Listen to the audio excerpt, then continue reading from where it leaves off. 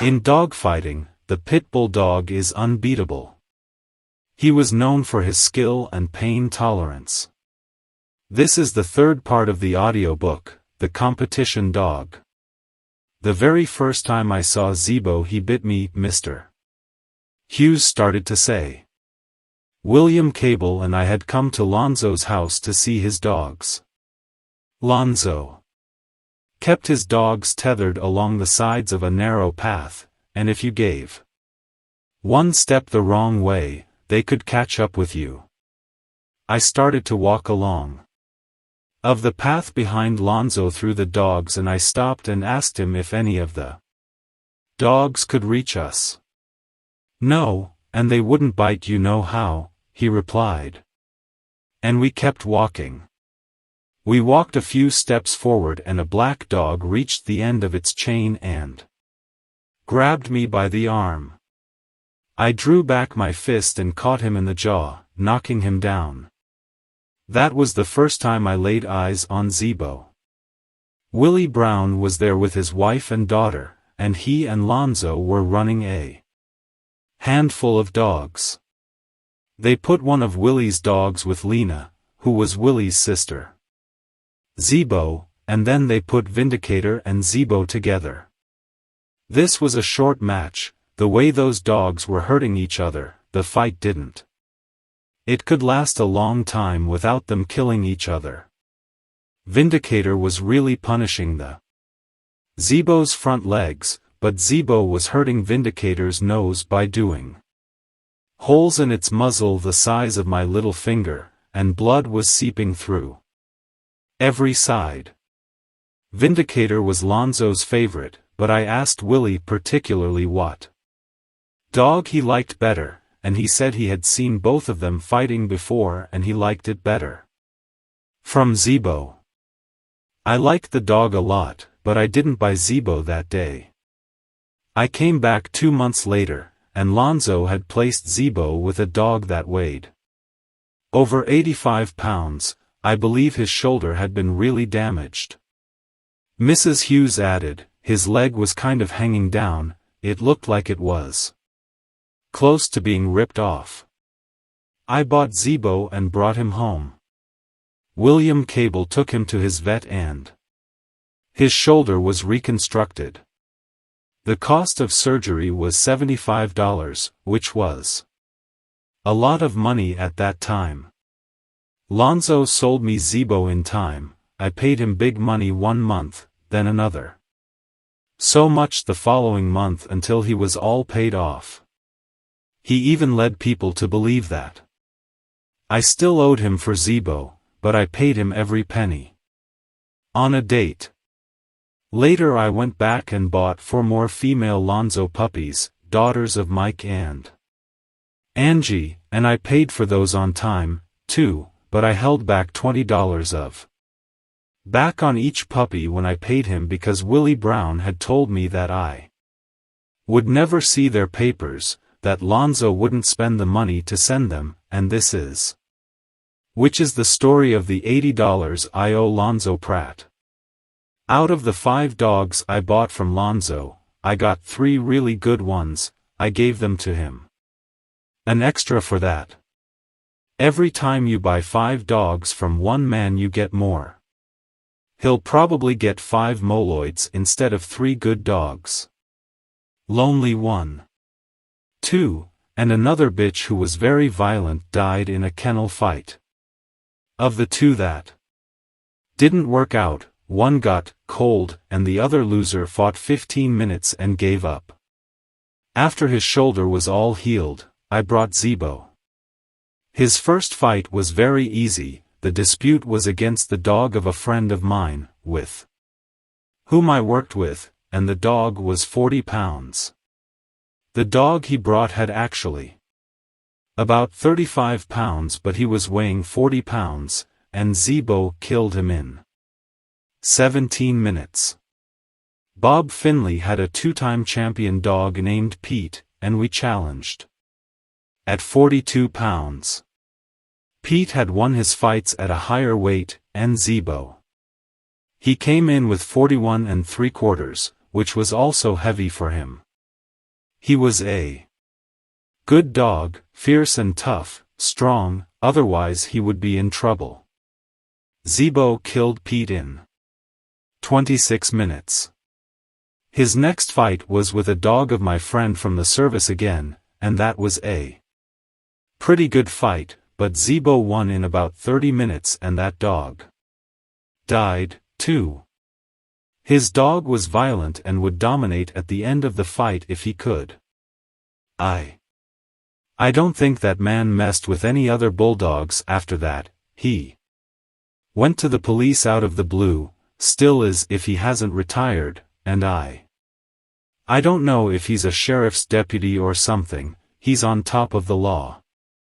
Junior Bush called and said he had a dispute for Zebo in Alabama against the dog of a fellow known by the name of Esslinger who was very involved with dogs.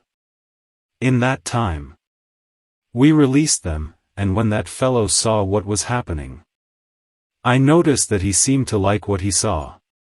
He walked over to where I was and said, "That one over there can kill a dog, can't he?" And I replied, "Yes, just recently he killed 2, and if you don't collect his, you'll kill him too." And Zebo did so, winning the fight in 23 minutes. Dave and Roger Adams had seen Zebo the day he fought in Alabama. Dave looked at him, pointed at his ass, and asked me why he didn't have any scars there.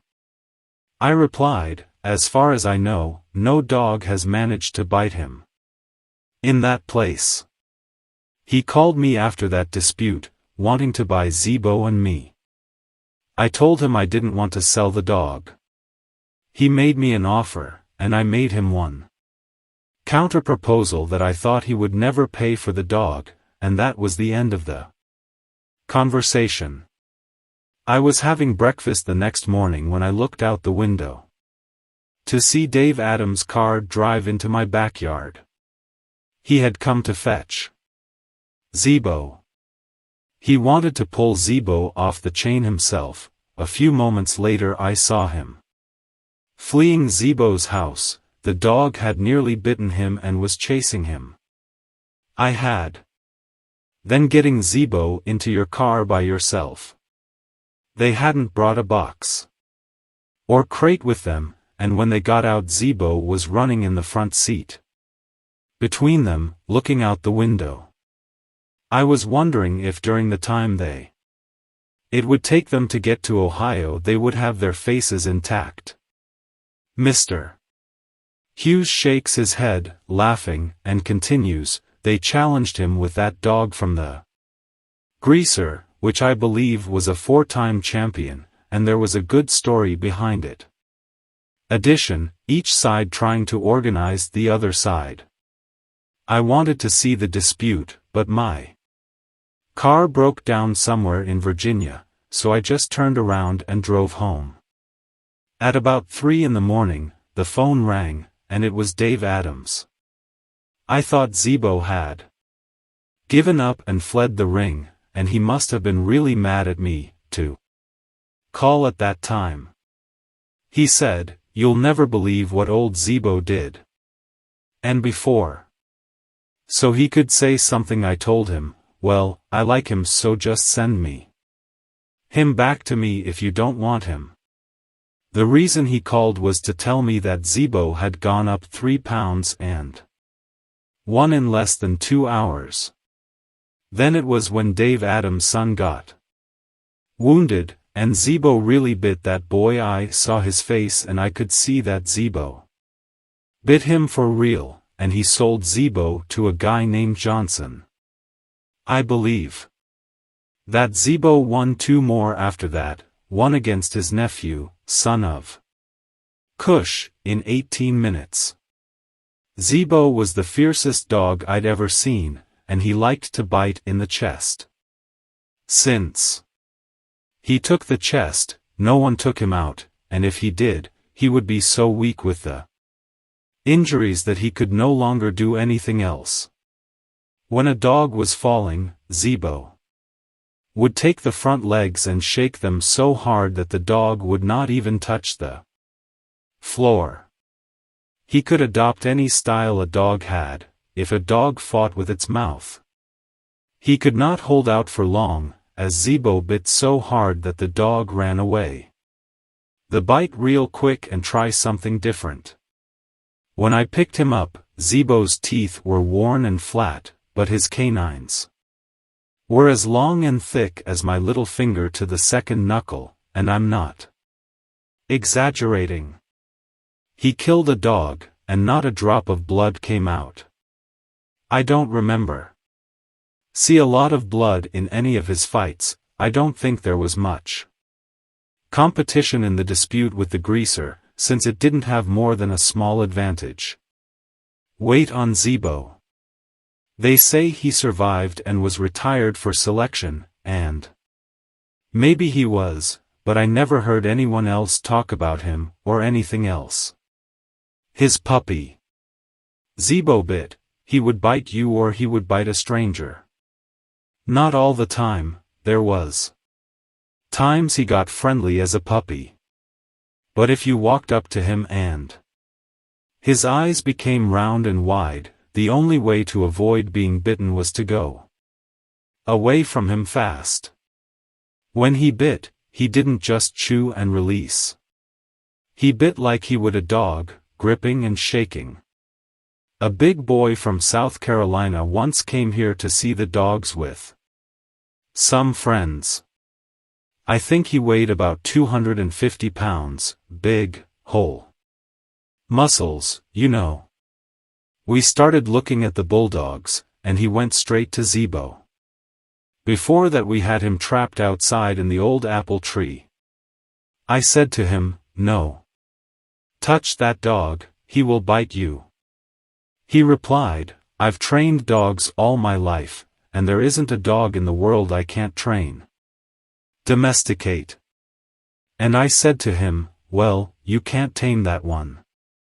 He looked at Zebo and said, "This little dog is friendly, look how his tail is wagging."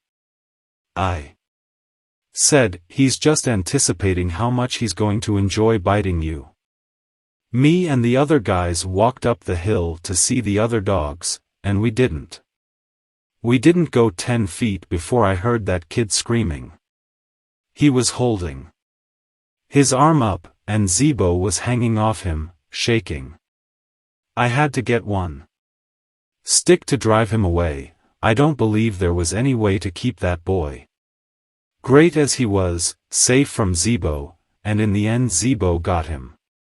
We all laughed and Mrs. Hughes talked about Zebo. Zebo was our house dog, he was. Before we had kids, and he used to ride with us in the car. I put him in the back seat, but he never stayed there.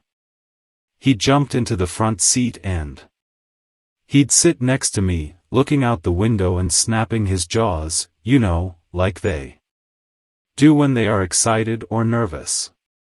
He scared me sometimes doing that, his head a few inches from mine face and those snapping, quivering jaws. It stayed like this until I couldn't take it more, and then I'd throw him back in the back seat, but he'd just bounce back between us and climbed up beside me again. One day we were on our way somewhere and I was pushing him back, and he was jumping back into my lap, countless times. Lester got upset with us struggling like that. He slammed on the brakes, turned around and headed back. He got us out of the car and left. Although I don't think you could reach out with your hand and tap me on the shoulder before. Zebo eat your finger, Mr. Hughes continues. I was walking with him in the parking lot before the fight in Alabama and Junior Bush came over to shake hands with William Cable. When their hands met, Zebo took them by the hand. No. Put a lot of pressure, just grabbed your hands quickly. Mr. Hughes turns. For your wife. What a dispute it was that I brought Zebo home and put him in the barn room, and he ripped everything apart and ate the phone? Mrs. Hughes thought, and replied, I don't remember, but I remember the time you brought back from a game with a head swollen like a melon and eyes swollen almost closing. We had a black cat at the time, and it was somewhere in the house. When Lester brought Zebo inside, we didn't think Zebo could see anything, but as soon as Lester released him he ran after that cat, and I after him, trying to catch him before he catches the cat. Mr. Hughes added.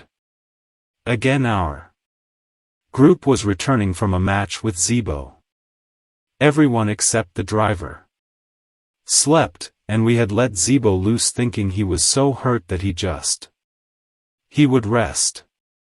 When we woke up, Zebo had chewed through his armor and eaten part of it, and chewed my belt with me in it while I was asleep and ate part of it. William Cable died laughing.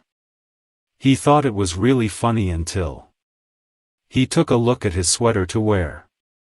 He had one of those expensive sweaters with the leather patches on the elbows. Zebo ate the whole piece of leather, and ate the collar too. William wasn't laughing anymore after he saw his sweater. We asked Mr.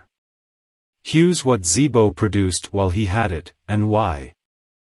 In his opinion Zebo is not known as a very good breeder. I never bred Zebo to any outside kennel bitches while I had him, but I crossed him with 2 or 3 bitches here.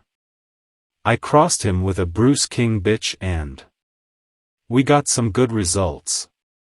1 was poisoned, 1 hanged himself, and 2 accidentally drowned. I believe they would have been winners. I crossed it with Lonesome, and a bunch of good dogs were born that I could never have challenged. They were the same size as him. Gator was one of them, and he was about the most like Zebo I have never seen, as far as I know. I put him with his brother Blue, which was another good one, but Gator ruined it. He literally ripped part of his snout, teeth, bone and all. Blue never recovered, and in the end I had to sacrifice it. I didn't compete with Gator because he got loose and lunged at a dog that was caught in a chain near the river. I had a broken leg at the time and couldn't get there fast enough to separate it before Gator's teeth were ruined. I believe there was another one on that list that I called Little Zebo, a dog. Very small one that I sold to someone around Lenoir, North Carolina, but I lost sight of that one. I got 5 male sons of Zebo that I thought would be really good dogs, but I never got a chance to compete with them, and I got a good percentage of cold dogs that weren't anything. Jack Swinson had that dog Zebo Jr. that you see in a picture in the big book. From Stratton, he was a really rough dog, but from what I understand, he didn't turn anything. I have pictures of him somewhere fighting a dog named Boomerang, and you can see blood pouring from his shoulder where Zebo Jr. he was biting to the leg, but I believe Jack Swinson told me the dog give up. They mated Zebo a lot in Ohio, and I believe by the number of bitches he was crossed, that it didn't produce much good. I know I had more puppies than Zebo, disappointing me than any other bloodline, though one of the problems biggest I had with them were weak teeth. At least one of all 3 dogs of Zebo that we competed lost teeth. Bill Stepp had some puppies from Zebo, Willie and Ruby. This one was really good. And Larry Combs told me that if he had recorded all the wins he had with sons of Zebo, would have put Zebo at the top of the record of merits list. We asked Mr. Hughes if he thought there were any sons of Zebo. still alive that he thought was of Zebo's caliber, and his response was, "I've never seen McGee Panther to fight, but what everyone told me about his ability was that the scene detonate. I believe he is the closest thing to Gr.ch. Zebo that there is today." The conversation turned to Mountain Man Ch. Homer ROM, and we ask how he came to get Homer. Homer began his life in Wayne Honeycutt's backyard. Wayne repeated a breeding that Tony Marks had done, Little Rascal with Midnight. I went there to look his dogs, and he had 20 or 30 puppies in the backyard at that time. Occasion, and Homer was one of them, another was Festus, who was called Snooty, and another was Monroe. I bought 2 of them, and some time later I bought another one, and exchanged Festus by Snooty. By that time the dogs were all grown up and I was trying to get Snooty to compete with a dog in one that a companion was bragging about, a dog son of Zebo. I was trying to challenge him with 45 pounds. But they wanted to go with 43. I had traded Homer back to Wayne Honeycutt at one point, and I traded Snooty back for Homer. The other contestant changed their dog's weight again, and I never challenged them. I believe I kept Homer at this time and competed him with a puppy of Zebo, and he ruined it in about 5 minutes, ripped off part of his jaw. I left it to Wayne to take him back and cross him a bit, so I placed with a dog son of Gator with a daughter of Gr.ch. Art. That one dog looked like the best of any dogs I've ever seen Homer fight, but he'd ruined that one too, knocked his teeth out. Both of these dogs were fond of fighting with their mouths, and that was their mistake. Go for word of mouth with Homer. His jaws and his teeth were so strong that he could rip another dog's teeth out. That's a dog's advantage. With a very strong mouth, they can ruin another dog's mouth without having the damaged teeth. I had all kinds of bits of bone from dog jaws, which Zebo and Homer plucked out of other dogs' mouths. I believe I gave them to some fellow who wanted to make a necklace out of them. Homer fought 7 times, 4 times for me. His first one wasn't much more than a fight. Some boy down in South Carolina had a dog he had worked for a match, and I had challenged the D. Holcomb to 43 pounds. JT was one of those Yellow John dogs, one of 2 brothers who were both champions after that. I believe it was a week before the fight that the fellow who were conditioning the dog called me and told me that I was sick and I had better pay the fine. I did it, and I brought Homer home. When I was walking with him to put him on the chain, he kicked leaves from here down to the riverbank, and his fur was as shiny as new money. I thought if he was really sick, he had recovered very quickly, so I remembered the boy in South Carolina who was trying to compete with the dog. Him, and we put Homer with him. Homer killed the dog in less than 20 minutes. His next match was with Johnny Johnson. He said he had a dog that he thought he'd hit Homer, a cross of Zebo/Red Boy bloodlines. He was one of the smartest dogs I've ever seen. He worried me for the first 20 minutes. He caught Homer by the ear and he was so fast I didn't think Homer could run fast enough to keep up with him. Homer was attacking, and he dodging. As soon as his tail touched the side of the ring, he maneuvered into the another direction. After 20 minutes of this, Homer started picking at him more and more, and picking at the dog's chest. You could see the dog's eyes dilate every time Homer grabbed a corner and lifted it.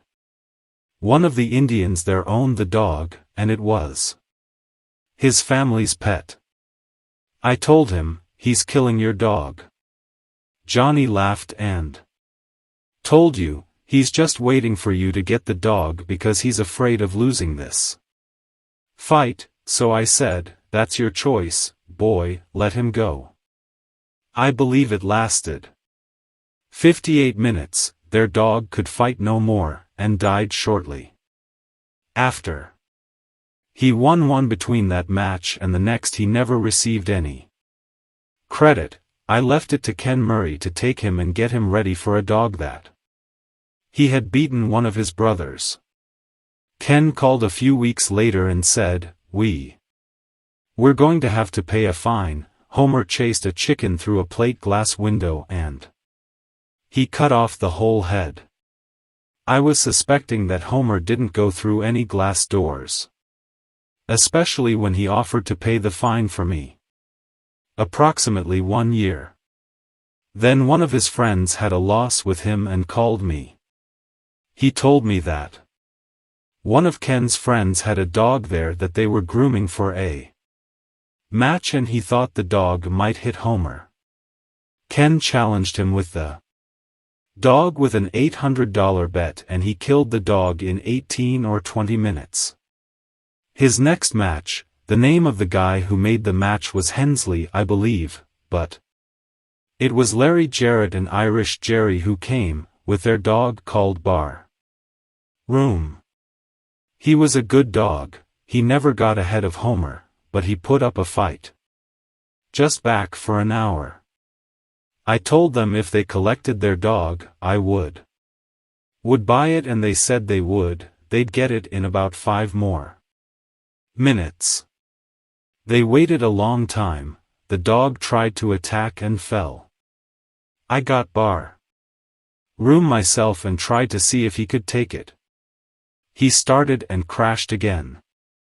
I tried save the dog, but he would die anyway. Soon I wanted to challenge Eddie Frederick. He had a dog called Poison that had won a fight. He called me and said, "I believe I got a dog that can hit Homer." I told you there was only one way to find out and we settled a date. About 2 weeks later he called me and told me that all the world he had spoken to said Homer would quickly kill the dog from him. He said there were some boys in the north who wanted to pair 2 dogs, and I could challenge Homer on one and he would challenge Venom on the other, if would agree with me. I said it didn't make any difference to me, dog was a dog. They were the wreckers, and they showed up with a dog that would snooty and a bully son bitch. Man, he was a catcher. He was biting hard but they didn't fight 10 minutes before I could see that Homer was hurting enough. The dog. He was working the legs and chest and driving accordingly. Oh. Another dog started screaming, he was actually singing but still struggling. A quotation in that fight was 500 to 200, and we still hadn't managed to no bet. Eddie Pickard was standing next to me, and he said, "Boy, look at the way the dog is biting." I replied, "I know he is biting. He's the dog." That ruined Homer's face. You could see the dog bending over backwards when he bit. He was biting very hard. Homer didn't act like he was wounded, and finally Homer caught him upside down. He lost in 21.8 minutes. He was 3/4 pounds heavier than Homer. I didn't get the ticket because they had said that they would not fight if they had to pay the fine. One of Homer's departures was right before Cole was born. Mrs. Hughes says, "The whole smoke in the room was making me so nauseous that I couldn't stay in there." Homer. It was so crushing the dog's chest that you couldn't see his face. He would pick up that dog in the corner and just keep digging more deeply into the chest until you couldn't see much of his head, just the ears. I don't know how he kept breathing. His face was healed from that fight with the wrecker's dog, and he got half his nose chewed off. Again, that night. I never saw Homer bite past the shoulders. Mr. Hughes continues, there was a scar. Big one on his shoulder. I believe Bar Room made this one. I sold Homer to Ricky Jones because, to me, it was a huge amount of money. He challenged him with a dog that beat him to 47 pounds. If I had known that he would challenge him at that height, with a much bigger dog, I would never have sold him to Homer. It took him 2 hours and 2 minutes to give up. If he got into trouble, in that last match he managed to prove how much he was brave, as he really was for an hour. It would be hard to say which was the best pup he produced, there were so many good ones. I would have to mention Gr.ch. Spooky. Spooky was of the first breeding of Ch. Homer. With Susie, Ch. Lil Bill and Spider Bite'em were from the second time breeding was done. It was repeated a third time, but we didn't get any puppies that last time. I did both of these breedings the first time I had sent Susie to Wayne Honeycutt. He was supposed to take her and breed Little Rascal, since we liked what we had seen of Homer and his brothers. The previous time he had come across Buster, but it didn't work. By the time it was over, James Crenshaw had already sold Little Rascal to W.D. Watson and Levada Peeler, and nobody knew where to find them at the time, so when Wayne called I told him to go ahead and cross Homer. Tony Marks got one of them, and I got Spooky and another female. I do not remember what I called her, but she was a very good bitch and I always thought she could hit Spooky. Tony didn't like the one he took, and told me to come and catch her, but he decided to take a look at her first, and after that he wouldn't let her go at any price. She died in a backyard accident, and a tree fell on the one eye. I thought I was going to hit Spooky, and I killed her. There was a big male in that group that I called Bull. He would have fought in same weight as Homer, but he got off his chain and got a dog named Reno, son of Homer and Goldie. Another puppy of Sparky's got loose, and the three fought until they all died. Evelyn and I were both working outside, and I came home and it was a mess, all three of them lying there, not dead yet, but dying. I believe Homer's breeding with Susie was one of the best breedings ever were made. There were some really good ones in every brood, though there's always that one with bad joints or some other deformity, and I consider that there was a cold in each litter. I bred Homer to a bitch Patricia Roberts had, and there were 3 or 4 females and 1 male in that litter. All 2 females produced nothing but the male was an ace. You don't see many dogs of that caliber. I called him Holmes, it's called Little Homer now. I got the little bitch G was from Dr. Lutz, and crossed her with Homer. At that litter were Homer Jr., Buford, and a bitch named Miss Homer. I've sold Homer Jr., whose registered name is Lutz's Little Homer, and Miss Homer for Larry Miller. I kept Buford, but he had bad breath and I gave him to Ken Triplett with the condition that he fix it, which he did. The surgery cost $175. The breath was never 100%, I would say it was approximately 90%. Buford had done enough in him to make any dog lose, but never did. When he and Homer were both in Bruce Mathis' backyard, Buford dodged the chain and lunged at his dad. Homer killed him, and of course that's the only way the fight could have ended, since Buford was only 36 pounds. 6 pounds less than his father. Miss Homer had shown herself to be a really good bitch before I sold her, and the Larry Miller continued and challenged her with Bolero, Fat Bill's dog. Bolero hit her in 56 minutes. Bolero killed a sister of the bitch who beat Gee Whiz, the one who she hit looked like she was the better of the two sisters. Mona, the one who caught Gee Whiz, was getting beaten up in the first part of the fight, with Gee Whiz doing almost anything she wanted to. Mona grabbed her head and nose during the entire fight, and literally tore part of her face off. This is the worst I've ever seen a dog maimed and alive. Everyone who saw Gee Whiz after the fight said there was no way she could survive. Was supposed that Mona's sister lady was an even better dog, but Bolero dominated her completely and destroyed it in 9 minutes. I sold Gee Whiz to Bruce and she was killed in a backyard accident too. I had repeated the breeding to Homer before I sold her and one of those pups. Dog that I sent to Ricky Jones. He called him Little Buck and said he was one of the best dogs I've ever seen.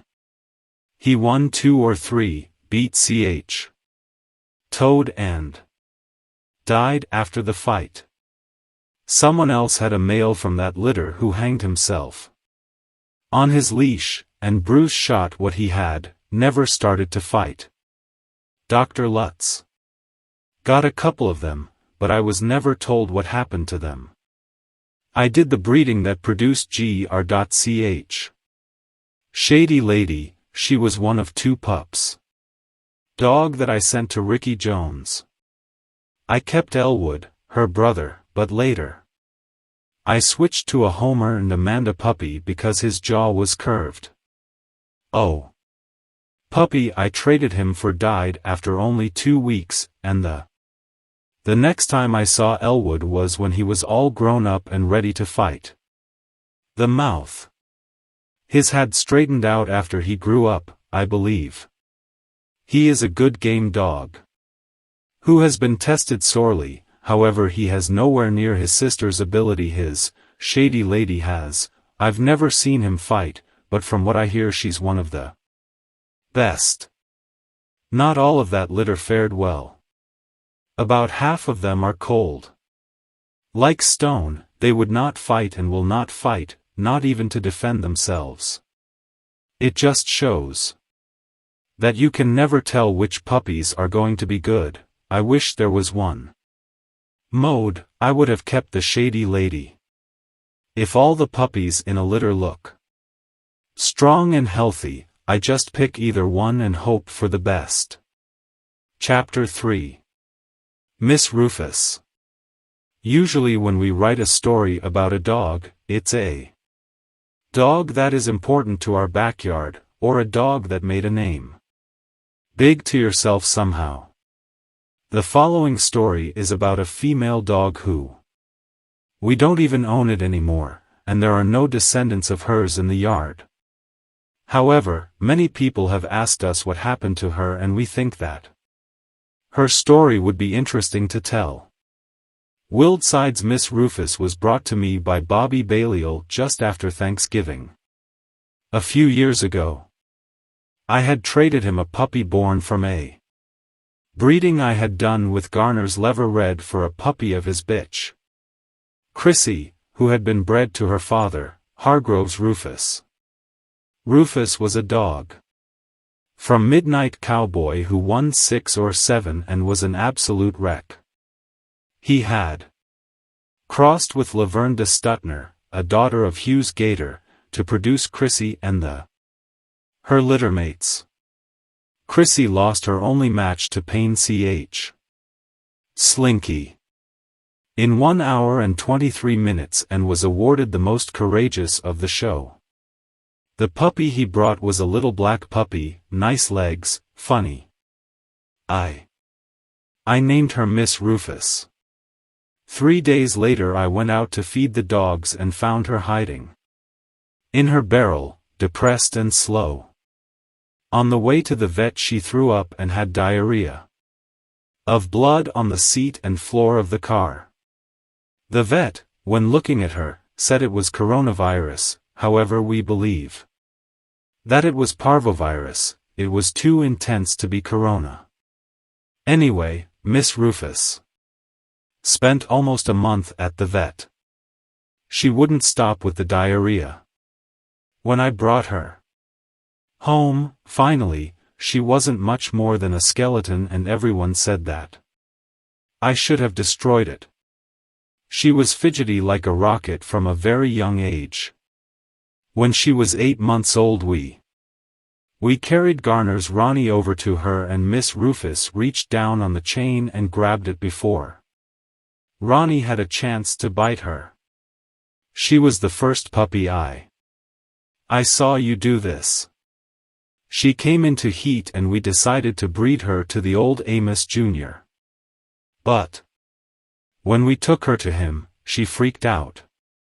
She managed to turn her head around and latched onto my leg, and we never got that mating. Miss Rufus was also one of 2 female dogs that animal control officers threw them together in a crate when we were arrested, even though they didn't have demonstrated. Needless to say, they had a full-blown war breakout in their hands. She was featured in local newspapers when the dogs were incarcerated at the shelter. Animal, escaping while her cage was being cleaned and grabbing another female dog through the bars of her cage. This fight was probably one of the reasons why it was possible to get the dogs back. After arrest, I returned Miss Rufus to D.C. He competed it twice and then the challenged at 34 pounds when she was 22 months old. She fought a bitch. Red Boy's daughter. This was a good bitch indeed, but Miss Rufus destroyed her in 58 minutes and she died the next day. I didn't watch the match because I was on probation after arrest. All the world told me afterwards that Miss Rufus was a fantastic bitch. She got it on the head and worked there for the first 10 minutes, until she put the other bitch down, and then she took it and worked the chest, legs, chest, everything. She broke both her legs in front of the bitch and broke some of her ribs. Willie B. told us that the bitch she spanked was the best Red Boy bitch he had ever seen. Her second match was at a major convention, the Warpaint Show in Mississippi. It was a big money match and the opposition were so confident in their bitch that they bet over $5,000 before the match started. They did it. A dying dog in 38 minutes. Miss Rufus won the Best in Show, and was awarded a plaque. Everyone we spoke to said Miss Rufus was an ace. She was in heat and we decided that we would try a litter from her before she went to the championship. We crossed her with the dog D.C.'s Cotton, a son of C.H. Chinaman, Rom, who had won 3 and had a 3-hour fight and 40 minutes with the Bluegrass Kennels Wrangler in his 4th fight. Cotton was a brutal dog. He loved to work his crotch and he was the dog that killed his brother. From Lever Red, Keeper Red. Cotton was also the only dog that stayed longer than 55 minutes with Wrangler, who won at least 7 games. Miss Rufus raised 6 black cubs. She was an excellent mother in the first few days, but after that she was an idiot. She would go outside her house barking at any small noise. There were puppies scattered everywhere. 2 of the puppies went to DC. As payment of the crossing fee. We kept 2, and 1 went to Tom Garner. The best bitch in the litter went to Bangkok, Thailand, and as far as we know, was the first bulldog bred for game from the USA to be brought to Thailand. After she returned in good health, we started to think about preparing her for her 3rd game. We wanted to condition her ourselves, but decided that the fairest thing to do was offer it back to DC, as he had done all along. Work educating her and winning the first 2 games with her. AD. Engaged her to fight Norman K. at 34.5 pounds. Norman had a bitch that won 4 and had beaten Rebel Kennels, Larry Miller, and DC, and had killed them all. Her previous opponents in less than an hour. AD. Was convinced that Miss Rufus could win. Mountain Man advised us against this. He knew about the Norman's dog and told us Miss Rufus wouldn't stand a chance, but our attitude was, well, he hasn't seen Miss Rufus, and we gave DC permission to go ahead. We also decided that we would go for this challenge. It would be the first match I would go from prison. It seemed like it was very secretive, but of course on something this big, the news spreads. When we went to Mountain Man's house on the night of departure, there were already about 50 people present, and even more arriving. Miss Rufus was weighed and washed. She looked fine, her fur gleamed and the tone of her muscle was fine, but she looked a little swollen. When she went to corner of her waiting for the other dog, Chris noticed that she let out a thick, greenish. We were about to ask DC about this, but on that point was brought the bitch from Norman K's. Her name was Bandit. She was a red bitch and the biggest bitch at 34.5 pounds. That we've already seen. Every ounce of fat on this bitch's body had been stripped and she was. It looked more like a heavily muscled skeleton than a dog. When we saw that bitch, I looked from one to the other with wide eyes and I imagined that it was going to be a short night. There was no way a dog could be groomed so well and give any opponents chance. It was a surprise for us. The dogs were released and Miss Rufus went straight to the side of her head, as everyone had said she would, and she began to dominate. She looked tiny next to the other bitch. She wasn't a big dog for her weight. Her and could have been 33.5 pounds easily. For approximately 5 minutes she was big, and then the Bandit took it. She had one of the fastest, hardest mouths we've already seen, and she broke one of Miss Rufus's front legs like a stick. Miss Rufus, now with only 3 legs, got her head back and the dog Norman made a bad move. She actually appeared, for a moment, to be running from Miss Rufus. We had said that the bitch showed bad signs and it was. This is one of the reasons why DC was so confident of victory. He felt that Miss Rufus would frustrate her and hurt her enough to stop her. An interval was called and was recognized by Mountain Man, who refereed this match. The dogs went taken to their corners. We heard from different people. After the match the other bitch already had given up before, and that her owners wouldn't even breed her because of this. But she was also an absolute killer in the ring. Our bitch was already busted for real, and on 3 legs with a wrist broken, but she was still on her feet and working well with her head, and her. Another bitch looked like she couldn't keep biting. The bitches went. Paired up and Bandit was released. It held for several seconds and then we let go. Miss Rufus. She dragged her across the ring, Bandit faced her and started dismantling her. Again. AD. Told us that in all of her previous fights, Norman's bitch would flinch at the attacks, and then corner the opponent. He released Miss Rufus to stop her from being slammed into the corner of it and smashed into the wall, as he'd seen Bandit do to him. Other bitches. We are not criticizing DC. Or saying we wouldn't have done exactly what he did, but the fight was still pretty fair even at that point, and we always were going to want to know if Bandit could withstand that first attack, and would we have won the match. Miss Rufus spent most of the rest of the fray at the rear and Bandit broke the other. Her front leg at shoulder height, as well as one of her hind legs, at the knee joint. The only leg she didn't break she chewed off.